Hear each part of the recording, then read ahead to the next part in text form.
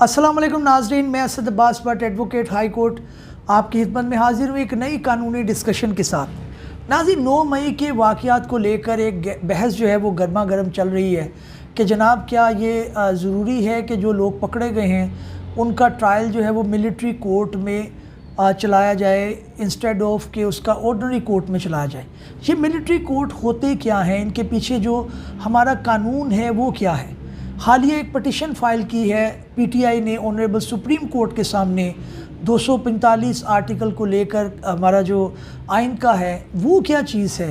क्या ये जो शख्स पकड़े गए हैं, ये मुजरिम जो पकड़े गए हैं जिन्होंने जिना हाउस के ऊपर, कोर कमांडर हाउस के ऊपर एक धावा बोला जिसको पूरी जो दुनिया ने देखा, जिसकी वजह से हम तमाशा भी बने और हर जो है वो आंख अश्कबार भी है और उसका दुख भी है अपार्ट फ्रॉम पॉलिटिकल एफिलिएशंस। लेकिन एक इदारे को इस तरह से तस्हीक करना, उसकी इसका एक तमस्कुर उड़ाना और जुलाओ गिराव करना, ये किसी तरह भी कानून की मंशा नहीं थी।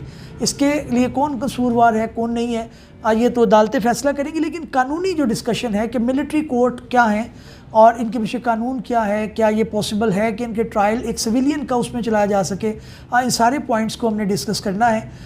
लेकिन आपसे गुजारिश है कि हमारे साथ जुड़ जाएं, हमारे चैनल और फेसबुक पेज को सब्सक्राइब कर लें ताकि आपको कानूनी इन्फॉर्मेशन जो है वो बर वक्त मिलती रहे और आप उससे फ़ायदा उठाते रहें। तो नाज़रीन, सबसे पहले ये कि अभी जो उन्होंने फ़ैसला किया था गवर्नमेंट ने कि जो पकड़े गए हैं सारे सिविलियन जिन्होंने जिना हाउस के ऊपर अटैक किया था और मुबैना तौर पर जलाओ घिराव किया था, इनको मिलिट्री कोर्ट में ट्रायल किया जाए। तो मिलिट्री कोर्ट होता क्या है, पहले देखिए मिलिट्री एक्ट है हमारा, एक कानून है, उसके तहत जो है वो कोई भी कोर्ट चलेगी तो उसको मिलिट्री कोर्ट का कहा जाएगा।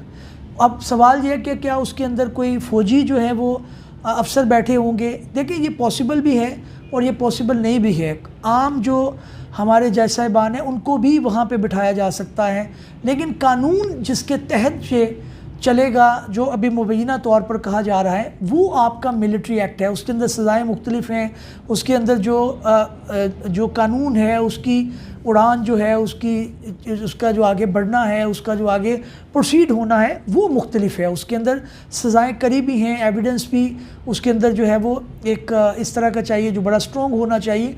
तो ये लॉ की वजह से बुनियादी तौर पर इसको मुख्तलिफ कहा जाता है। इसको ऑनरेबल जो कोर्ट जो है वो हमारा सुप्रीम कोर्ट सबसे बड़ा, उसके अंदर चैलेंज कर दिया है अभी पीटीआई ने, और उनका ये कहना है कि जनाब ये इसके अंदर 4-5 उन्होंने ग्राउंड लिया है, उसको वन बाय वन डिस्कस करते हैं कि उसके अंदर क्या हो सकता है। नंबर 1 तो उन्होंने कहा कि भाई ये आइन आपको इसकी इजाज़त नहीं देता। क्यों इजाज़त नहीं देता? Clear violation of the constitutional guarantee of due process and fair trial. अब ये एक ग्राउंड जो है ली जा रही है कि जनाब ये जो कॉन्स्टिट्यूशन ने, आइन ने आपके फेयर ट्रायल को गारंटी किया था, ड्यू प्रोसेस को गारंटी किया था, ये उसकी वायलेशन है। मेरे नज़दीक की इतनी बड़ी ग्राउंड नहीं नज़र आती। उसकी वजह ये है कि कोर्ट के अंदर उनको सफाई का राइट भी मिलेगा, उनको अपनी जो है वो बात करने की इजाज़त भी मिलेगी, तो ड्यू प्रोसेस तो होगा, फेयर ट्रायल भी होगा। अब उसके अंदर मिलिट्री कोर्ट के अंदर जो बाकी मुकदमा चलते हैं जो मिलिट्री के चलते, वो क्या फेयर ट्रायल नहीं होता है। तो ये ग्राउंड मुझे समझ नहीं आई, बहरहाल उन्होंने ली है। अगली जो बात है कि हाईली डेप्रिकेटेड इंटरनेशनली, ये ठीक है कि जी इंटरनेशनली इसको अच्छा नहीं समझा जाता। जो मिलिट्री कोर्ट हैं उसके ऊपर ये एक इतराज़ आता है एक कि जनाब इसके अंदर जो है वो चीज़ों को बारीक बीनी से नहीं देखा जाता, इंसाफ के तकाजे पूरे नहीं होते। तो ये एक ठीक है, इंटरनेशनल एक रुझान है कि वो कहते हैं जी सिविल जो है वो आपकी कोर्ट्स होनी चाहिए, वो मुकदमात की जो है हेयरिंग करें, वो फैसले करें, वो सज़ाएँ दें, वो जज़ाएँ दें। तो ये ठीक है, ये बात इनकी ठीक है, ग्राउंड ठीक है।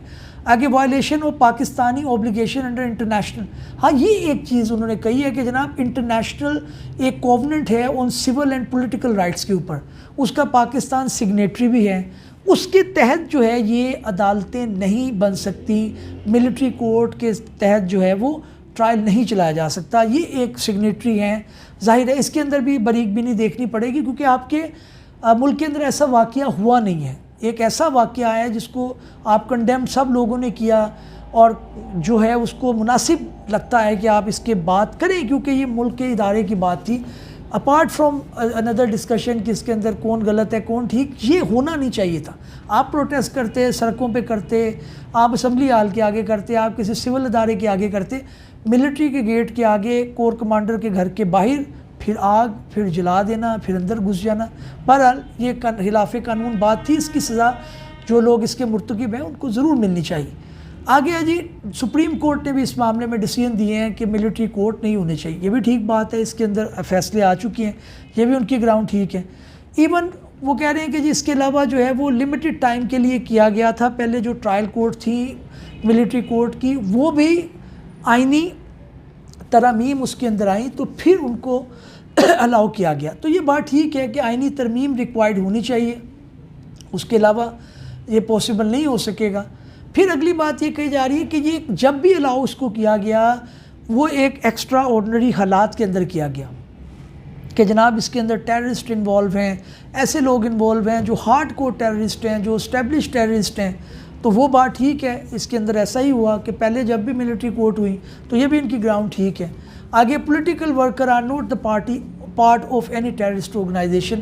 دیکھیں یہ فیکٹس کی بات ہے، اس کے اندر ہو سکتا ہے کوئی لوگ جو ہے تحریب کار بھی ہوں، تو وہ تو اب آپ کے انکوائری کرنے والے ادارے، جو انویسٹیگیشن کرنے والے ادارے ہیں، انہوں نے یہ دیکھنا ہے. لیکن جنرلی میری اپنی جو ہے انڈرسٹینڈنگ یہی ہے کہ ٹیررسٹ کورٹ جو ہیں، اینٹی ٹیررزم کورٹ، اس کے اندر لا بھی، اس کے اندر مواد بھی اتنا موجود ہے کہ اگر اس کے تحت بھی ٹرائل کیا جائے، جو ٹرائل اگر آپ کا اینٹی ٹیررزم کورٹ کے تحت بھی کیا جائے تو وہ لا بھی کافی ہے جس کے تحت جو ہے وہ سزائیں لوگوں کو واقعی قرار دی جا سکتی ہیں، ان کو جو ہے وہ صلاحوں کے پیچھے لایا جا سکتا ہے.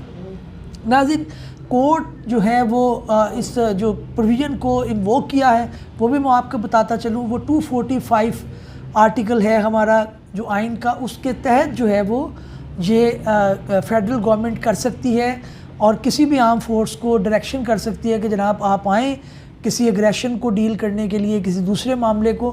اور یہ کورٹ میں چیلنج بھی نہیں کی جا سکتی ہائی کورٹ کے اندر. آنریبل کورٹ کیونکہ الٹیمیٹ کورٹ ہے، اس کے اندر یہ معاملہ کیا جا سکتا ہے.